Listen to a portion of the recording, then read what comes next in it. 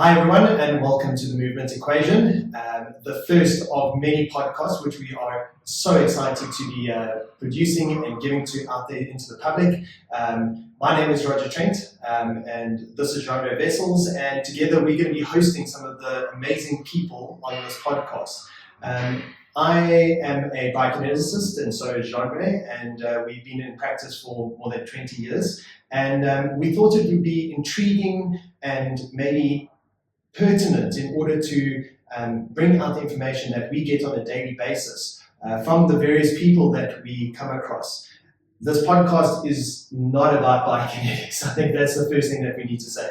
It's not going to be first and foremost about biokinetics. We may have biokinetic principles that come through in it, but we're more intrigued in digging into movement. We're more intrigued not just about the science, but actually getting it as a language about really speaking into people that we see on a daily basis and then kind of asking them the ins and outs, the questions, the things that actually get them ticking. So we're going to go from coaches to athletes to everyday amateur people that are doing extraordinary things. And I think it will just give a lens on people's performance aspects and how they actually look after their bodies.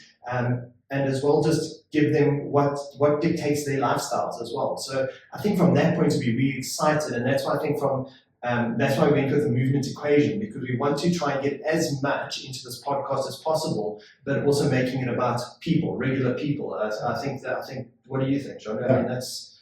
Yeah, I think you covered everything, Raj. Like you said, we're not here to speak only about biokinetics and how biokinetics can help people move better. I think most of the people know by now, hopefully, what we do and how it benefits them. But yeah, it's just from a different perspective, just how normal people move on a daily basis and how movement makes your life easier and better. Absolutely, and I mean, it's nice because I think we see quite a variation in athletes and different people there, which is really nice. We're quite exposed to it here at the practice and seeing the various sports. You've taken a bit of an interest in the running more so than anything else, and I've taken a bit more interest in the cycling and mountain biking and things like that. So from that aspect, it's intriguing, but it's not only those aspects, it's like your nutrition, it's all the strength and conditioning side of it, it's the rehabilitation side of it. So I think that the amalgamation of those things brings out the pure athletes in a lot of these people. So, no, definitely. No, exciting times. So I think from our point of view, we just want to give you a little bit of information about what to expect, what we're looking to. I'm going to give a couple of questions to Jeandre. He's going to do the same to me, just so you can get to know us, and also that you'll be putting the face and basically what's in front of the camera. And then, yeah, let's engage. We want this to be more about the engagement side of it and how we speak to each other and all those. And this is how the podcasts are going to be very much so. We're engaging with people across the table, across a coffee, things like that. And hopefully it'll be a good one. Yeah, how we chat to each other in the coffee shop when we have a little break in between patients. That's it. Talk rubbish now. Yeah. So let me start, Jeandre. What's the moment you realized movement meant more to you than just a sport? You come from quite a sporting background, but when was the realization? Sure, I think the first time would be when I myself got injured for the first time. Throughout my career, I've never really been injured, or you have your pains of stiffness and aches, but it just blows over. But yeah, the first time where I really injured myself, tore a hamstring and had to go through rehab myself. And that's the moment when I realized it's not just about competing in sport, but it's just to move every day without pain. Because everyday activities became a hassle. Just to eat dinner, I had to ask someone to please bring my plate because I'm on crutches. So to get my plate to the dinner table was impossible. You had to be dependent on someone else to bring your dinner to you. And then my whole perspective changed. My first goal is not to get back onto the sport field, but is to just wake up, get out of bed, do daily activities without any pain, and to move and do things independently.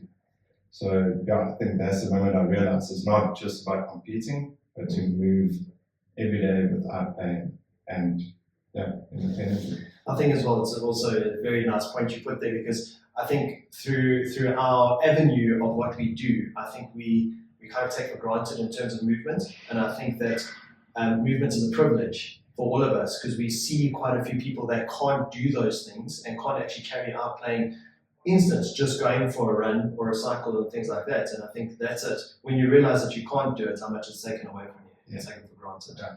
No, it's very interesting. Nice one. Nice answer. And then in your practice life now, starting off, I say starting off, but I mean, we're already well into it. Yeah. When do you see people undervaluing how they move? Because I think we take it, like I just said it, we take it for granted. Yeah. When you see that they undervalue it? Sure. That's a good question. I think all the time. People really pay attention to how they move and what their bodies are doing throughout their daily lives, like going to the office, sitting behind your desk, picking up the kids from school, running after them. And it's only when they get injured or when they suddenly have pain that they pay attention. Well, most people, some will still push on and carry on until something really goes wrong. We all know one or two of those. And we tend to think that our bodies move automatically, and to a point it does, because our bodies are created to move and to do physical work. But if you can compare it to a car, your car is made to drive, but you still have to do regular servicing, maintenance, stuff like wheel balance and alignment. And I think we're all more than happy to just jump right in, service our car, do all those things for a car, but when it comes to our own bodies, we forget about it. And it's small things like a proper warm-up, proper cool-down, your nutrition, your sleep, your rest, your mental side of it. Everyone wants to lift heavy, run fast, but they skip the maintenance part. And that's what keeps us going. So that's why I say all the time, you see people coming to the gym, straight off just go to the weight section and off they go. 45 minutes they're out and you're like, where's the warm-up? Where did you cool down? Preparing the body for what you're about to put it through. That's the part that people forget. Try to run a car without oil, eh? Yeah, exactly. No, literally, I think that's where the damage is. Or now in winter, start your car and off you go at 100 kilometers per hour. Something's going to break, eh? No, completely. No, totally agree. Great answer again. What's one thing that the industry gets wrong about strength and performance specifically? Because we've been integrated into this dynamic of just play the sport and everything else falls in line. But where do you feel that it goes wrong? Sure. I think I'm going to step on a lot of toes answering this, but this is going to be a controversial one as well. Yes. So we are going to throw in a couple of controversial topics as well. But this is the opinion of us. This is what we're seeing in practice. So I think that's also a nice thing to say to people. The disclaimer is that we're doing it from people's mouths and what their opinions are. The science behind it will follow, but it's about what we're seeing in practice as well. And I guess that's what we is to rock the boat. Stir the pot. And I think both of us are good in doing that. Definitely. But honestly, I think one of the biggest things that the industry gets wrong is the obsession with numbers. Everyone wants to see how heavy they can lift for how many reps. See how fast they can run a kilometer. Shout out to the high rocks fans, but what often gets lost is the quality of movement, and even more importantly, listening to your body. Everyone's just pushing.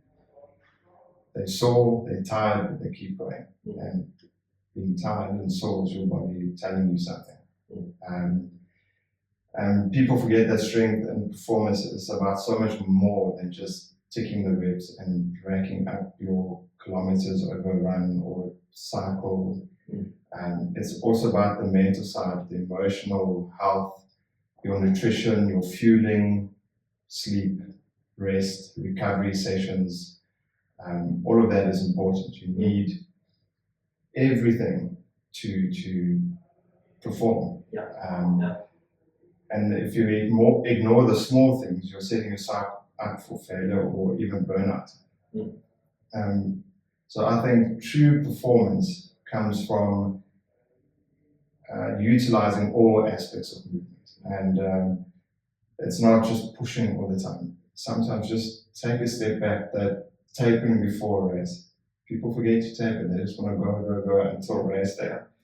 It's to listen to your body. Something I always tell my patients is listen to your body. It will tell you what it needs, what it wants on any given day. And trust me, your body is way smarter than your training app or your spreadsheet that you thought of yourself or use ChatGPT. It's way more.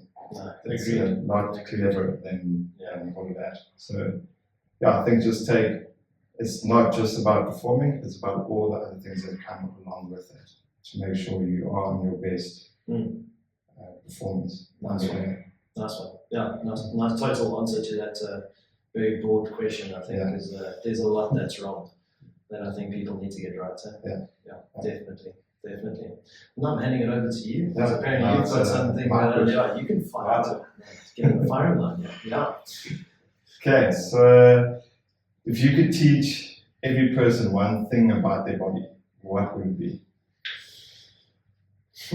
Great question. I think in a lot of ways we teach people a lot of things every day about their bodies. However, I think from a point of view of looking one thing, I think would be potential.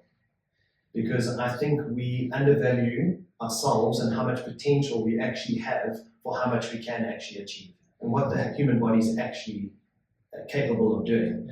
I think in so many ways we look at things that rather bring us down, that we can't actually do things, rather than things that we can actually do. And I think in terms of that potential is basically, if you're doing everything that you've just discussed, and that's why I say it relates exactly to what you said, if you're able to manage all of those things, your potential is endless. And I think that's the realization. A lot of people have not been given those opportunities to learn those things, and therefore they don't have that potential to actually go and explore it. I think we know from like getting on a good running program, getting on a good cycling program, getting in the nutrition dialed in.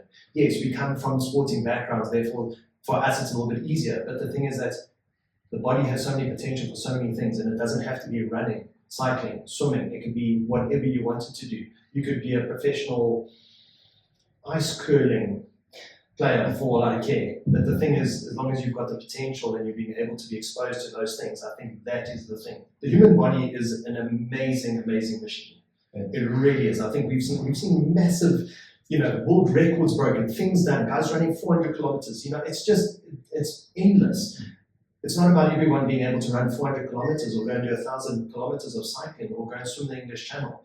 But it's about what your potential is. And I think that's the thing. Once people realize how to use their bodies more in a better way, more efficiently, without pain, I think that's where you start to realize potential. So yeah, if I could teach one thing, it would be, what is your potential? And therefore to take a person down that road. Great answer. I think it also just start. It doesn't have to be perfect, like you mentioned. Yes, we do come from a sporting background, we are biased, but when it comes to our own training, we also don't know it. No, you're not sure. You just start. Exactly. And figure it out along the way. Exactly. All through the bumps, bruises, sicknesses, injuries, all the rest. Awesome. Second one, why start the movement equation now? What gap are we trying to fill?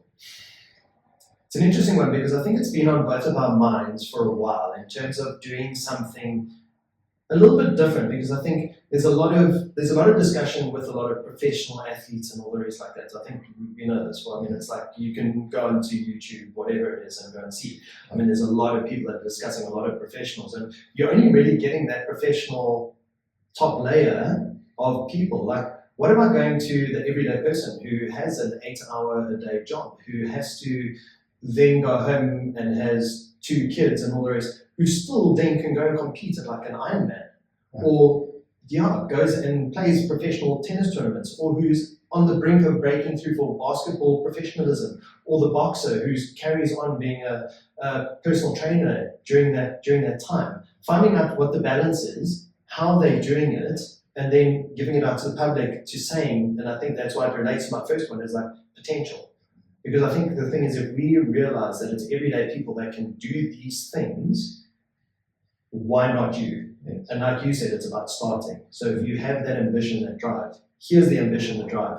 You've got someone who runs their own company, who is working a night shift, being a guard, for instance. I mean, there's unbelievable stories of guys breaking comrades marathon records and stuff like that, and he's a guard. Yeah. He does a 16-hour shift. These guys, I mean, it's incredible stories that are coming out. So I think that's the thing. Those are the type of people we wanted to get on, is saying the everyday athlete that kind of will inspire, but also find out what they're doing, because we always try and emulate what the professionals are doing in our lives.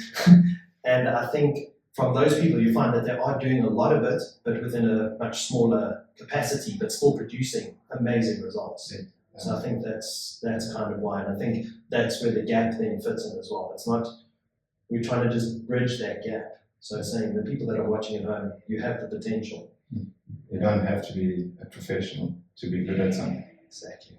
Yeah, which I think we come across on a daily basis, Yes. which is fantastic. Yeah. Everyone's just trying to improve themselves, but I think it's those people that are yet to kind of get into it and understand and be those people that are going to push their bodies in that. So I think that's what we would like for everyone. Yes. So Just like I say again, start and progress from there.